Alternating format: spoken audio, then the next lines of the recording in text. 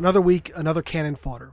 This should hopefully be the last Canon Fodder in a row though. By the time this is out, I'll be returning to work on Last Light, and it'll be out this upcoming week, if not this weekend. Afterwards, I'll be shifting over to the Shadow of Intent review, then finally Halo 5's story and lore. But for now, Canon Fodder. This week starts off with some info on a couple of the armor sets being included in the upcoming update for Halo 5. We start off with the classic Mark IV. As the basis for the Gen 1 Mjolnir standard, many components of the original Mark IV can be used with Gen 2 tech suits and visors after firmware upgrades. This hybrid Gen 2 Mark IV Gen 1 suit is still used by select Spartan 2s. A battered Mark IV helmet once worn by the Master Chief is the last thing that Spartan 4 candidates see before beginning their grueling evaluation and preliminary augmentation cycle. So, some interesting tidbits there. First, this idea that an old Mark IV helmet of the Master Chief's is used as a motivational icon for Spartan 4s in training. Just another way the UNSC builds up the legend. Second, the statement that this set is used by select Spartan 2s. Now, you'd be forgiven for thinking this is a reference to Red Team from Halo Wars, but alas, it is not. Look at the wording, hybrid Gen 2 Mark IV Gen 1 suits. Unless Red Team were finally found after the events of Halo 5, they would still be wearing the original Gen 1 Mark IV suits. So then, who? Doubtful that it's Blue Team, since most likely 343 doesn't want to change their appearance, and I doubt it's Naomi 010, as I can't imagine her downgrading from Mark 7 unless ordered to do so. Technically speaking though, there are a number of potentials. We have a number of unknown Spartan 2 washouts that could have been resuscitated and fielded, or perhaps ones that were once thought MIA. Great team! It's fun to speculate about, if nothing else. Conversely though, I do have to bitch about one thing. Why in the hell did 343 feel the need to stay true to the classic design here, but not in the goddamn Fall of Reach animated series? Seriously, if it was going to be in the game, why not stick to the proper Mark IV design in the Fall of Reach series? Why the unnecessary changes? God. Anyway, next up is the new Raijin suit.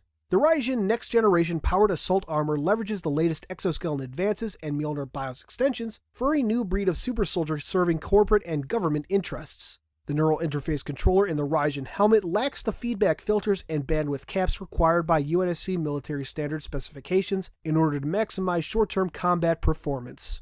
So not much to talk about, it's all very generic for the most part. Although the helmet's description is interesting, noting that it lacks the standard filters and limiters of other helmet designs. It'd be interesting to see exactly how that manifests in combat. Moving forward, we have descriptions for 2 maps included with the update, both set on a familiar planet, Endesia. With these 2, we now have 5 maps set on this planet, and the new Warzone map would seem to finally reveal why.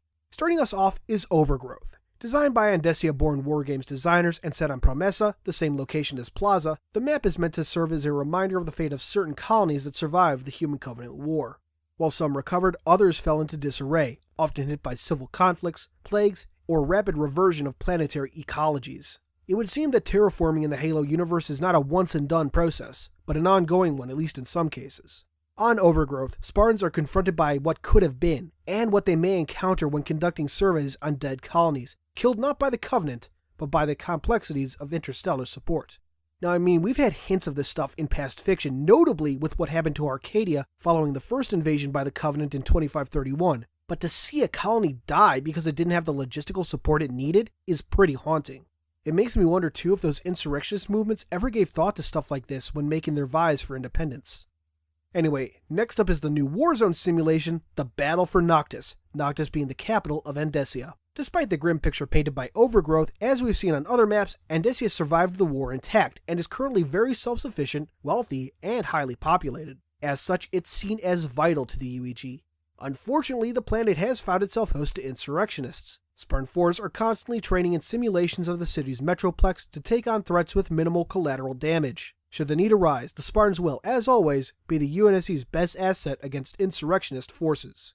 And now that I think about it, what hope is there for unity in a post-Halo 5 galaxy? The UEG was no doubt hit hard given the number of Guardians we see on Genesis. Even though Infinity escaped, she's just one ship.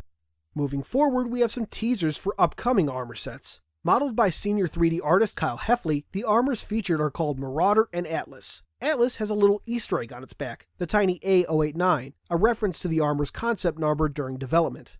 After that, we have some more lore of the humorous kind, featuring 2 legendary creatures. First up is Timmy the Whale. There is perhaps no greater pillar of biological beauty and grace than Timmy the Whale. Revered by the Forerunners and ancient humanity alike, Timmy's gentle silhouette and soul-searching hue has provided a muse for many for eons.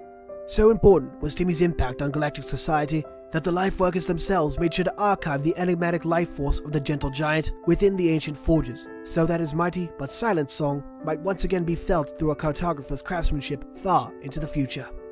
And next up is Olive the pig. Like Timmy, Olive has a history steeped in myth amongst a multitude of starfaring creatures. Legend has it that by looking into the eyes of the sympathetic swine long enough, one might live a life free of guilt and shame. Stories were passed down by soldiers who told of times when they hesitated to make a killing blow, saw a vision of Olive appear to finish the job herself, absolving the attacker of regret. The cry of the humble hog, yoink, yoink, became a simple term of accepting the death dealer's role. God. The issue then comes to a close with a notice for today's livestream, which will have long since ended by the time I get this up, and news that the Hunt the Truth Season 2 Supercut has been released. And with that, we come to the new universe entries.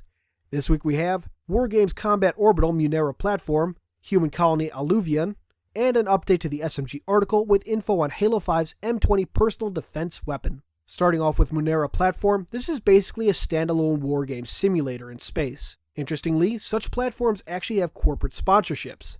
Armor and weapons corporations, of course. Along with keeping Spartans on their toes, the simulators also allow corporations to test designs and analyze the raw data to enhance their products. Munera platforms are found throughout UNSC space, most prominently over Earth and Mars, and have found popularity throughout the UNSC military, fostering cross-branch competitions like the one that got Vale into the Spartan program.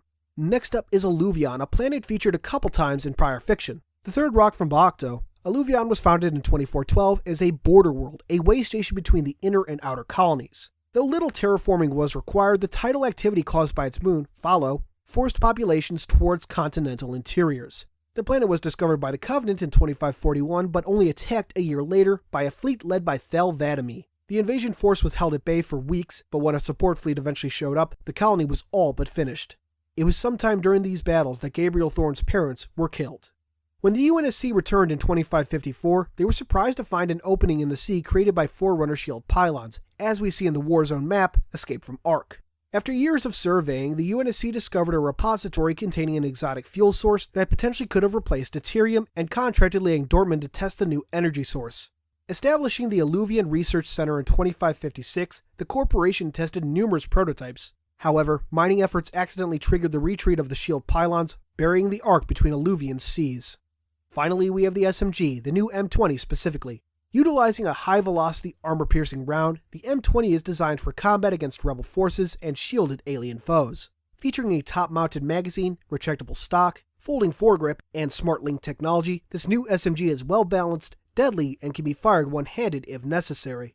And that does it for this week. Quite the info dump, I must say, and the arrival of the Mark IV has me excited as hell. I know what I'll be using in wargames. Once I unlock it. Anyway, thanks for watching, and until next time, this has been Halo Canon. Hey guys.